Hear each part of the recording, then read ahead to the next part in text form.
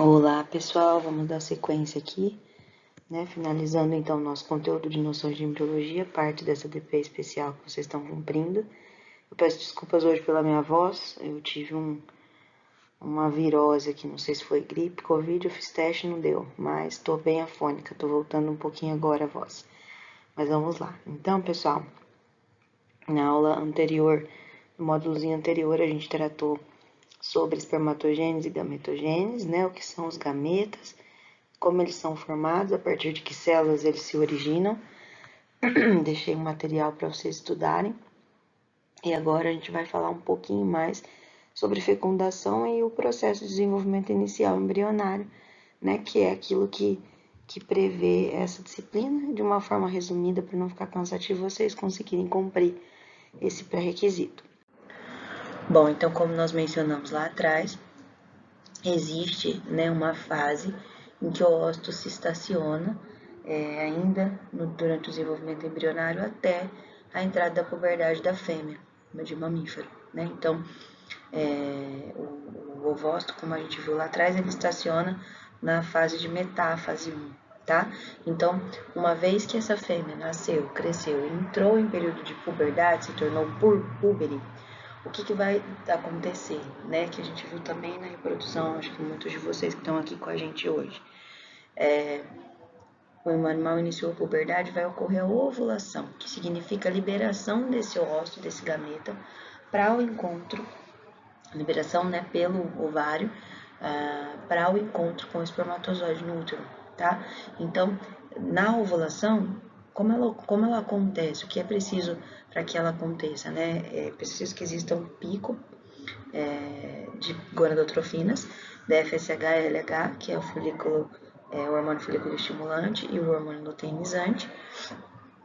E aí esse hormônio luteinizante vai desencadear a ovulação, né? Suprime a produção do fator inibidor da meiose, que é o que está inibindo, né, essa fase que parou nessa fase de metáfase. E aí então esse ovócito ele reinicia sua divisão celular, tá? E o que acontece? As células da granulosa deixam de secretar esse fator inibidor, o cúmulus, que é aquelas células que circundam o ovócito, começa a se separar, dissociar da célula, então o ovócito acaba sendo liberado, né? A meiose, então, ela recomeça, na verdade, cerca de 3 horas depois do pico de gonadotrofinas. Então, a célula volta à sua divisão celular. Células do cúmulo óvulos, né, o grupo de células que estão ali na granulosa, continuam com o óvulo nesse períodozinho próximo da ovulação e pós-ovulação, né, e originam o que a gente chama de corona radiata.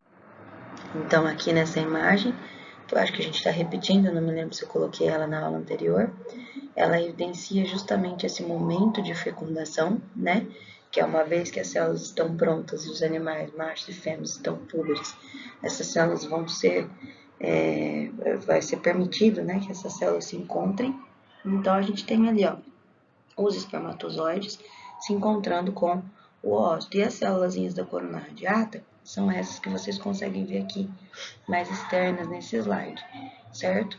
Aqui, pessoal, uma coisa que é muito importante a gente mencionar é justamente essa questão do encontro, né, do espermatozoide com o óvulo.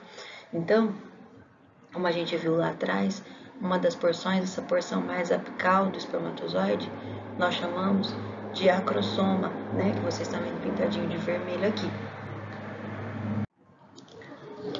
Uma vez, então, que essa célula se encontra com o óvulo, há a liberação de alguns sinais químicos por essas células cuboides, que nós chamamos de corona radiata. E elas, então, são responsáveis por sinalizar, né, a presença desse óvulo aqui. Então, todos vêm ao encontro e, voltando lá, ao se encontrar, então, um desses espermatozoides com o óvulo e se fixar na corona radiata, vai ocorrer o que nós chamamos de reação acrossomática ou reação do acrossoma, tá? Que o que significa isso? Existe a liberação de algumas enzimas que estão nesse chapéuzinho aqui, que nós chamamos de acrosoma, bem na cabeça do espermatozoide, né? Essas enzimas são liberadas por exocitose e elas são hidrolíticas, tá? E aí, elas vão fazer a degradação, pessoal, desta zona pelúcida que vocês estão vendo aqui, ó. Essa pelucinha azulzinha que tá aqui, logo após, né, a corona radiata. E aí, isso vai permitir, né, que as membranas do espermatozoide com as membranas do óvulo propriamente dito se fundam e inicie-se, então, o processo de fecundação. Sempre lembrando, né, que o óvulo e o espermatozoide, né, são células haploides, né, com metade do número de cromossomos para aquela espécie, que ao se unir vão formar, então, uma célula diploide, né, que é o início, então, da formação embrionária, que é o que a gente vai ver a partir de agora, certo? Então, pessoal, e agora, né? Uma vez que essas duas células, esses dois gametas se encontraram, o que vai acontecer? Bom, até que o espermatozoide se funda totalmente, né, no óvulo, né, no momento em que eles se encontram dentro da célulazinha do óvulo, a gente consegue ver duas estruturas, que são essas daqui. Essa imagem é a mesma que a gente viu na imagem anterior, né, e essa imagem que a gente viu, que eu tô mencionando agora, tá? Então, o que são isso daqui? Essas duas estruturazinhas aqui, né? São dois pronúcleos, tá? O que são os pronúcleos? São os núcleos do espermatozoide e do óvulo antes que eles se fundam, né? Formando apenas um, que será o núcleo do zigoto, né? Do embrião, certo? Essas estruturinhas aqui, que talvez vocês ainda não tenham as visto durante esse processo, vocês vão se lembrar delas lá na frente, né? Quando a gente está ainda na fase de oogênese, quando há a meiose, né, para a formação do óvulo primário e óvulo secundário, se forma o óvulo primário e o óvulo secundário, paralelamente a gente é formado também uma estruturazinha que é bem pobre, é praticamente só um núcleo, ela é bem pobre em citoplasma de forma geral. É uma estruturazinha acessória que ela continua ali se desenvolvendo com o óvulo primário e o óvulo secundário durante o processo de oogênese, tá? E aí ela então se mantém aqui dentro do óvulo por um tempo, né? Que a gente vai ver até quando aí para vocês entenderem.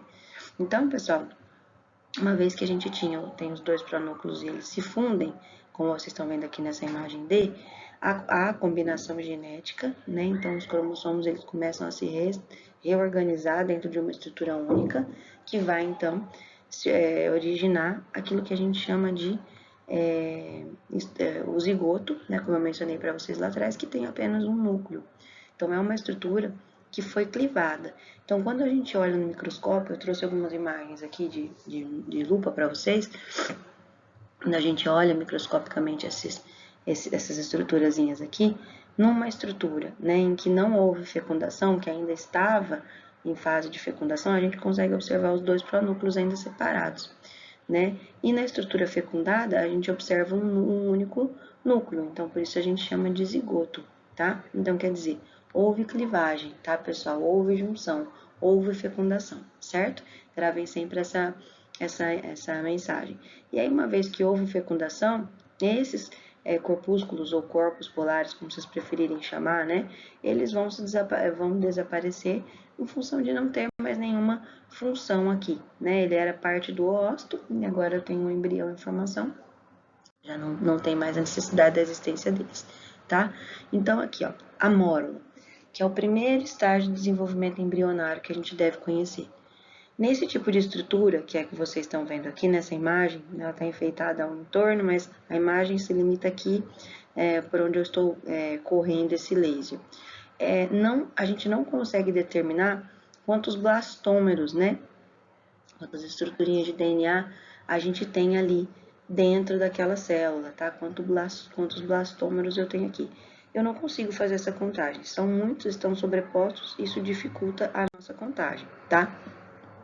Uma vez que eu tenho a mórula, essa mórula ela passa então a se desenvolver, né?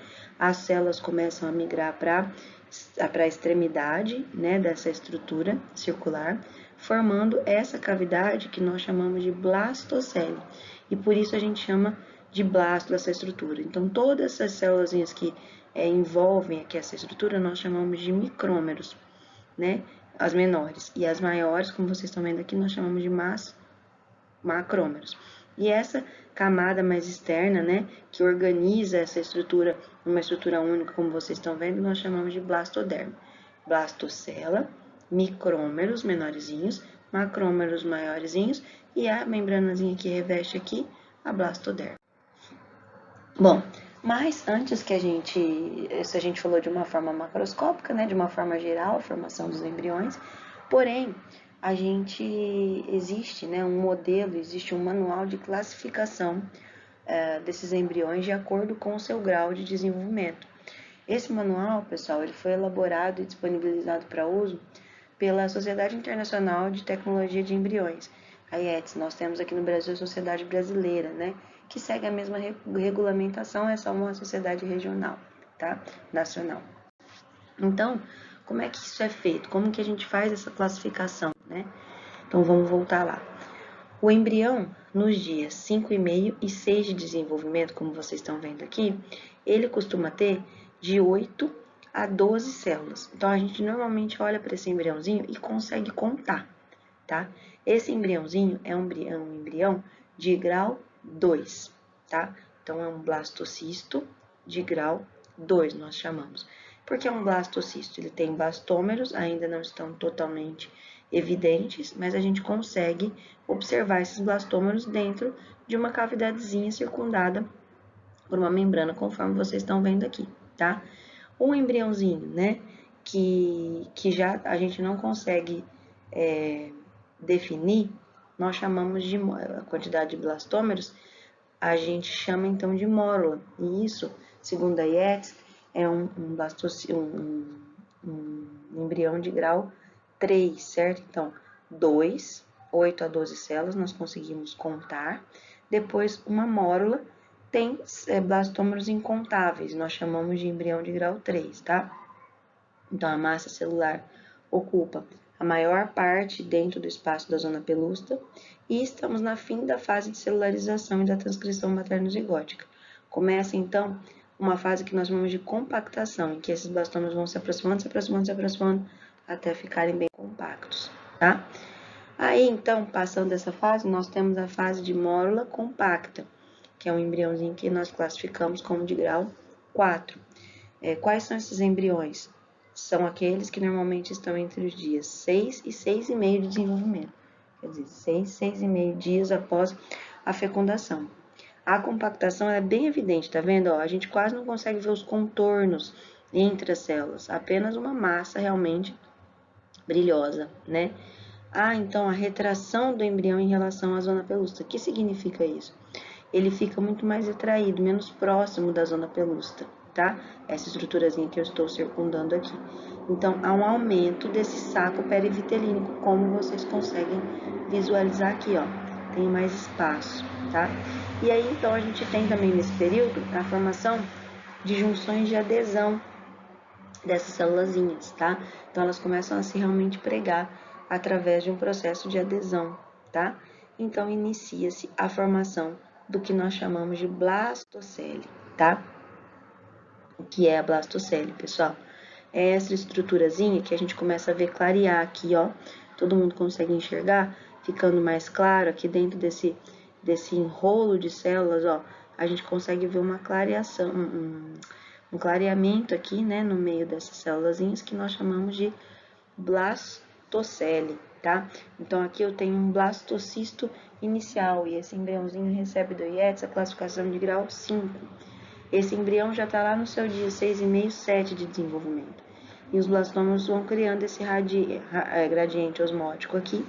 E aí, o que acontece? A água que está aqui no espaço perivitelínico começa a adentrar essas células, tá? Ocupando esse espaçozinho entre essas células.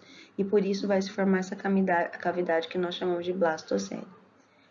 O que ocorre nesse momento, pessoal? Nesse momento de desenvolvimento celular? Essa célulazinha, né, esse embrião, ele perde o que nós chamamos de capacidade totipotente, tá? Eu não sei se vocês vão lembrar, quem fez a disciplina de melhoramento genético comigo, deixa eu pensar o que mais. algumas outras aí atrás. Pode ser que tenham visto isso, mas totipotência ou pluripotência é a capacidade que uma célula tem em se diferenciar em qualquer outra do corpo, né? Então, é um embriãozinho, né? Até então, uma mórula lá atrás, sem essa blastocele, apenas um conglomerado ali de blastômeros, e aí ela tem essa capacidade de se transformar em células de qualquer tecido. Nesse momento aqui, ela já começa a ser uma célula específica, uma célula já com uma função pré-determinada, né? Então, agora nesse momento, as célulazinhas que estavam aqui, que eram antes totipotentes, podia se diferenciar em qualquer outra célula do organismo, elas passam a formar duas populações bem distintas e com características bem específicas, que são células do trofo ou trofoblasto, que vai revestir a blastocele, né, que estão aqui revestindo a blastocele, e a massa celular interna, que nós vamos ver daqui um pouquinho de uma forma maior, que forma a lateral da blastocele. Bom, aí como eu mencionei aqui para vocês, a totipotência, né, tá aqui a definição do que é totipotência para vocês anotarem aí, guardarem, tá? Enfim, né, pessoal, feito isso, então, 7 dias e meio de desenvolvimento, pessoal, nós já chamamos essa célulazinha que vocês estão vendo nesse slide de blastocisto, tá? Então, o que a gente observa? Que, de uma forma geral, a blastocele já está bem justaposta, bem ao encontro aí da zona pelúcida, né? Bem justinho, a gente quase não observa espaço vitelínico aqui, né? Então, toda a estruturazinha, né, já ocupa todo o espaço vitelínico. A gente tem aqui a massa celular interna, né, que tem a mesma potencialidade, né, para se diferenciar no embrião que vai começar a se formar. O trofoblasto, né, que reveste aqui a blastocele, ele começou a passar por algumas diferenciações para ele melhorar a captação, a busca por nutrientes aqui para que esse embrião se desenvolva de uma forma saudável, certo? No código IETS, né, de classificação, ele recebe o grau 6. Depois do blastocisto, nós temos então o blastocisto expandido, tá? E posterior ao expandido, o blastocisto eclodido, tá? Que é essa estruturazinha que vocês veem aqui. Esses embriões a gente classifica-os como em fase de 7,5, 8 dias de desenvolvimento, tá? E eles recebem o grau de classificação 8 da IETS, né? São aqueles embriõezinhos que a gente já sabe que quando, né, se a gente for fazer uma implantação desses embriões em uma receptora, a gente tem aí menores chances, né, de prenhez, né, menores chances desse embrião vir a se desenvolver em um ambiente intraútero, tá? Porque já é um embriãozinho que já está em fase avançada de desenvolvimento, tá? Então, uma expansão bem evidente aqui da blastocele, tá vendo? Ó, ficou gigantesca, a gente quase já não vê massa celular interna, como vocês estão vendo, né? A zona pelúcida já tem uma estruturazinha aqui, ó, bem reduzida em termos de espessura, né? Depois a gente pode voltar, né? Conforme vocês forem estudando, vocês podem voltar e comparar com o slide anterior. Como eu mencionei aqui, a gente vê que o trofoblasto ele acaba ocupando quase que todo aí, né, o entorno da blastocele, e apenas a gente consegue observar essa massa celular interna, como ele já é esférico, esse embriãozinho já é esférico, dependendo da posição que a gente coloca esse embriãozinho ali conforme a gente manipula ele, né, a gente observa a massa celular interna, então alguns pedacinhos dela, né, do contrário, a gente já não consegue observar, como eu mencionei lá no começo, tá? Então, pessoal, isso tudo culmina com a ruptura, né, o rompimento aqui da zona pelúcida, como vocês estão vendo aqui, que a gente chama de eclosão, né, isso caracteriza o estágio de eclosão do embrião, e o embrião então entra em contato direto com os tecidos maternos para iniciar a aderência e o seu desenvolvimento intraútero, tá? Bom, existe uma outra classificação de desenvolvimento embrionário, né, prevista pela IETS e que a gente segue muito aqui nos laboratórios, nas universidades, para fins de pesquisa, que é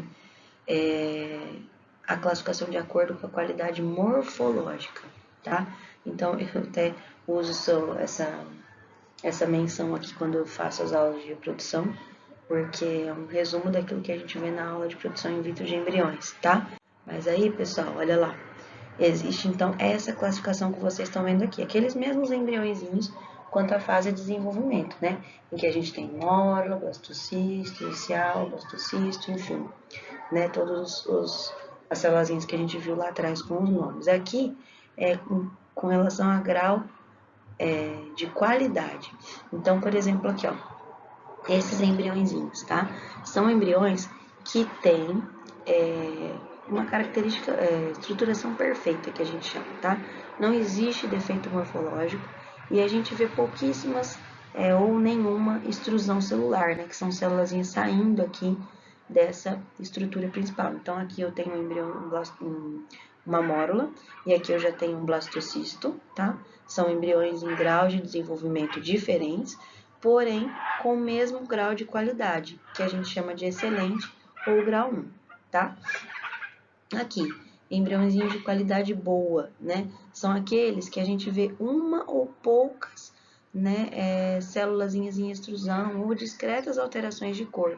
Então, tá vendo, ó? Tem aqui uma mórula, a gente percebe lá, ó, um pouquinho de extrusão aqui na lateral, aqui apenas uma, iniciando a formação de uma blastocele, tá?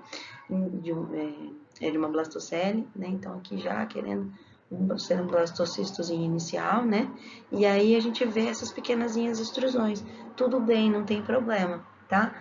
São embriõezinhos que ainda recebem o grau de qualidade 1 da IELTS. Depois, pessoal, a gente tem aqueles embriõezinhos que a gente já começa a ter um pouquinho mais de ressalva, os que nós chamamos de embriões com qualidade regular. Eles recebem, pessoal, o código de qualidade 2, né, o grau 2 de qualidade da IELTS. Então, vocês vejam que assim, ó, são muito mais deformações, né? Então, vocês veem aqui, ó, uma massinha celular aqui mais aberta, né? Um trofoblasto bem difícil da gente evidenciar aqui, bastante extrusões aqui também nessa mórula. Até a zona pelúcida tem uma formação irregular, tá?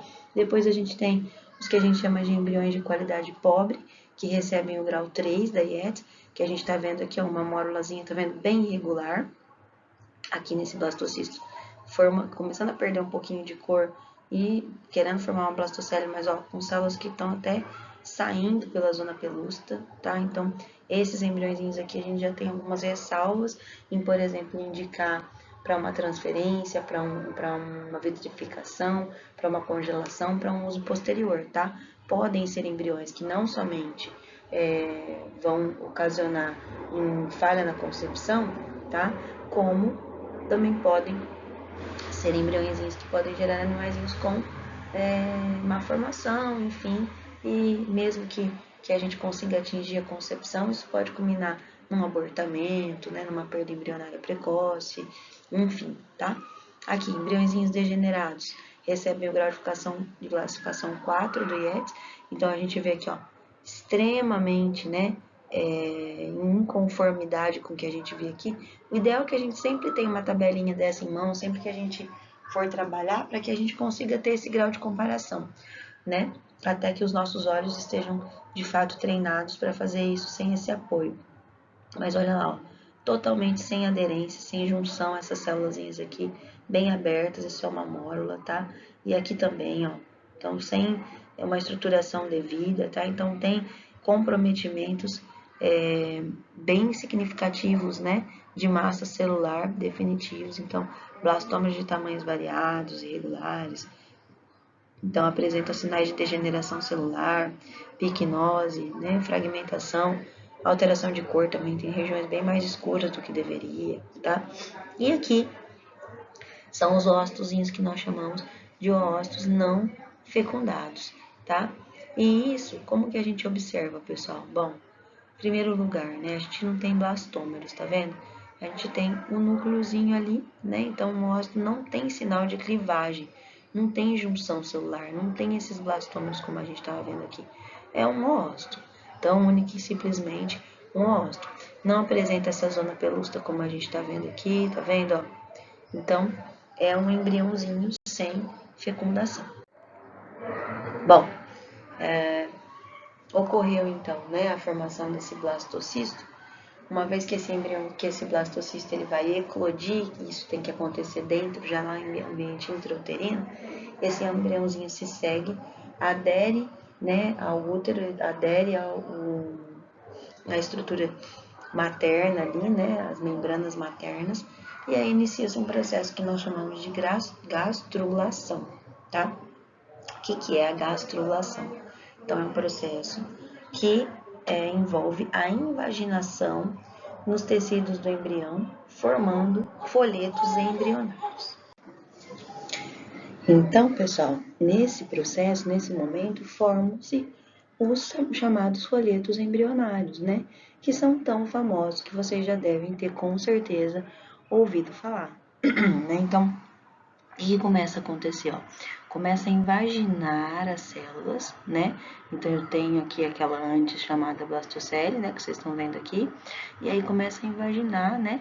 Olha lá, ó, o trofoblasto aqui. E aí, começa, então, a formar essas camadas, tá? Então, aqui, ó, essa estruturazinha que fica aqui no lugar da blastocele, a gente chama de blastóporo, né? E essa...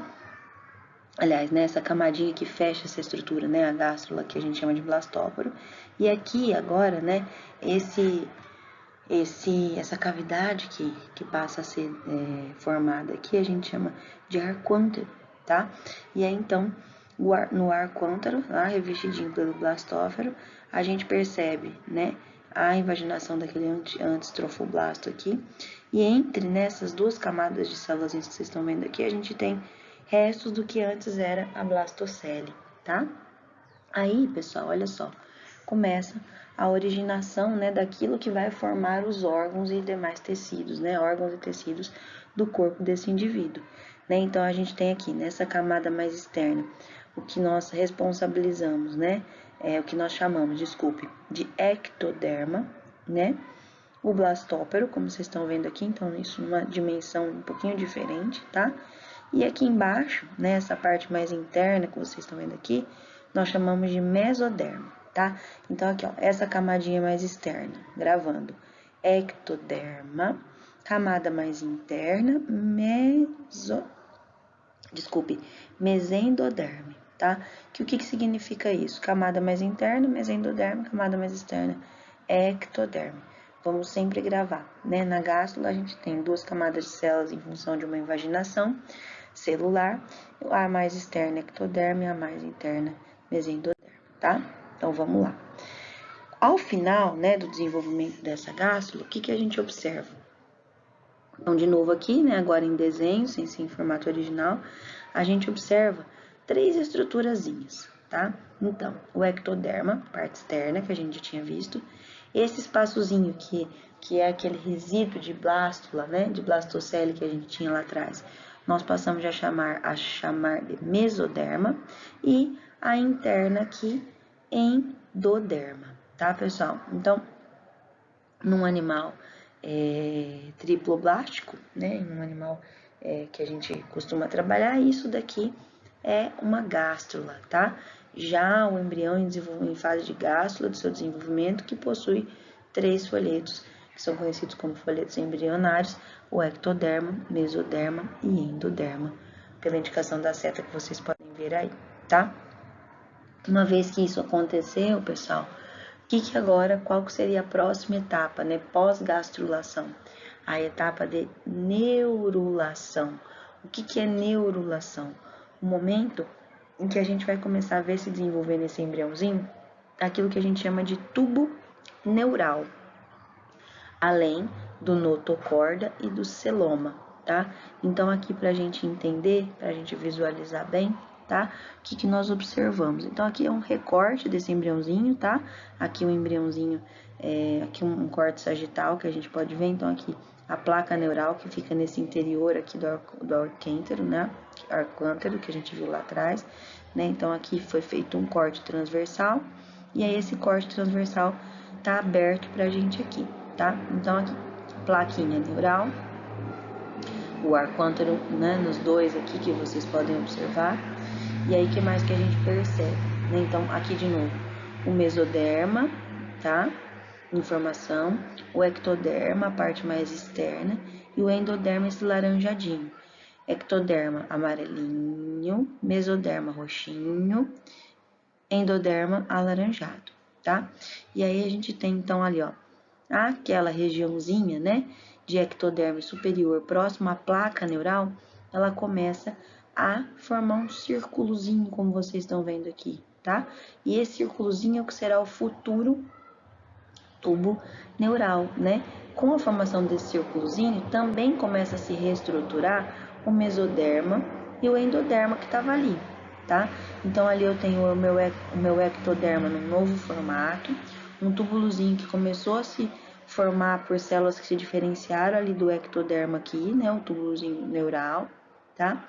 E aqui, ó, essa região aqui de mesoderma, como vocês podem ver aqui, é o que vai dar origem, né, a notocorda, né, que é uma outra estrutura importante. E a endoderme, vocês estão vendo, né, que continua aqui nessa parte mais inferior, certo? Então, essa é a fase de neurulação desse embriãozinho em formação. Após esse processo, inicia-se o que a gente chama de organogênese. O que significa isso? Esses tecidos embrionários, eles vão começar a dar origem aos órgãos e a tecidos do corpo, finalmente, tá? Então, eu tenho o mesoderma que vocês já viram, que é um tecido de extrema importância. Por que aquele mesoderma? Ele possibilita a complexidade de alguns animais que existem hoje. Por quê? Ele dá origem ao coração, aos rins, às gônadazinhas, que vai fazer a diferenciação sexual, e aos músculos.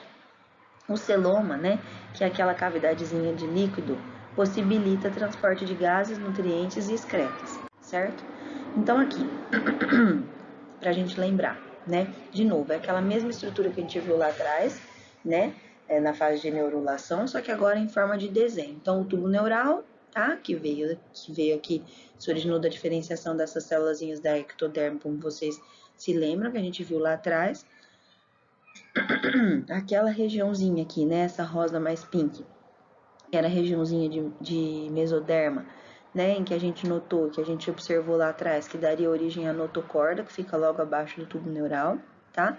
Aqui, né, a gente já começa a observar o entorno da notocorda, vértebras em desenvolvimento, então o início do desenvolvimento do esqueleto, tá?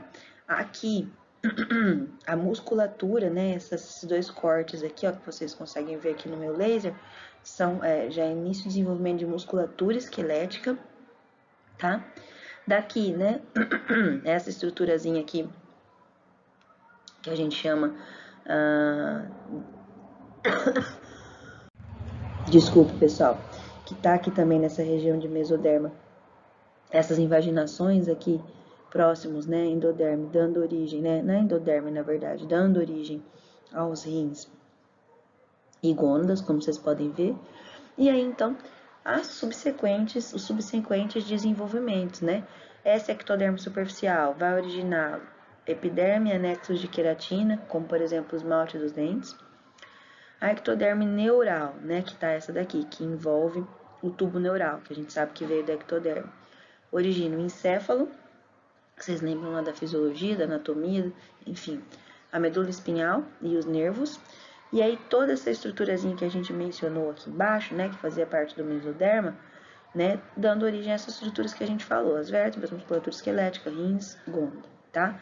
E aí a endoderme, né, que é essa partezinha aqui, mais interna, como a gente já havia visto, é responsável pelo revestimento interno da maior extensão do canal digestório e além das suas glândulas anexas, né, como o pâncreas, por exemplo, do sistema respiratório também e da bexiga urinária. Então, aqui o mesoderma mais relacionado com a formação dos demais órgãos, fora os rins e as gônadas. Bom, pessoal, nós vamos agora fazer um exercício para que vocês consigam me entregar o que vai ser a última atividadezinha desse módulozinho da disciplina de DP especial, né, de embriologia e genética animal, que é um mapa mental. Tá? Eu não sei se vocês já foram apresentados para esse tipo de informação, se vocês já viram esse tipo de exercício para que a gente consiga fixar um conteúdo, mas basicamente o que é, né? Então aqui um exemplozinho, uma paginazinha para vocês seguirem, que eu acho interessante. Toda vez que a gente pensa em uma palavra, né? Então, você pega uma palavra-chave, gametogênese, né? O que você remete a essa palavra? Como que você define essa palavra? Então, coloca essa palavra num papel e a definição breve para ela. Gametogênese, o que é? Formação dos gametas. E embriogênese, o que é? Formação do embrião a partir do zigoto, tá? Então, isso a gente chama de mapa mental, pessoal. Do mesmo modo, né, a gente tem também os organogramas, como vocês estão vendo aqui, tá? Da ovulogênese e da espermatogênese, né? Então, dentro da gametogênese, a gente tem a ovulogênese e a espermatogênese, tá? Então, aqui um organograma que também nos ajuda a desmembrar um mapa mental. Pensei em alguma coisa, gametogênese, o que me vem na cabeça? Formação de gameta, o que me vem na cabeça? Espermatogênese. Como acontece a espermatogênese? Dessa maneira aqui, tá?